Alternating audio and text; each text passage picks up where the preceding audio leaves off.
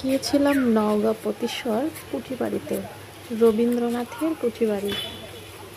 যে দেখি আমরা লাঞ্চ টাইমে গিয়েছিলাম, তো তখন বন্ধ ছিল। আমার ছেলেটা বারবার দরজায় যেয়ে আবার ঘুরে আসছিল। বন্ধ থাকলেও বাহিরের পরিবেশটা বেশি সুন্দর মনে হয়েছে আমার কাছে। তো বাহিরেটা অনেকক্ষণ আমরা দেখেছি, আমি আর আমার ছেলে ঘুরে ঘুরে দেখেছি। লোকজন কম ছিল, এই জন্য খুব সুন্দরভাবে আরাম করেই আমরা দেখতে পেরেছি। আর পরিবেশটা আমার খুবই ভালো লেগেছে। ওখানে বসার জায়গা ছিল, চারিদিকে কত সুন্দর পাখির ডাক। আমার এই বিষয়গুলো অনেক ভালো লেগেছে। আপনাদেরকে পতিশ্বর ঘুরে দেখাবো, রবীন্দ্রনাথের কুঠিবাড়ি। দরজা খুলবে, কিছুক্ষণ পর গেট খুলবে, লাঞ্চ হয়ে গেলে তখন আমরা অবশ্যই ঢুকবো এবং ঢুকে আপনাদেরকে পুরো কুঠিবাড়িটা ঘুরে দেখাবো।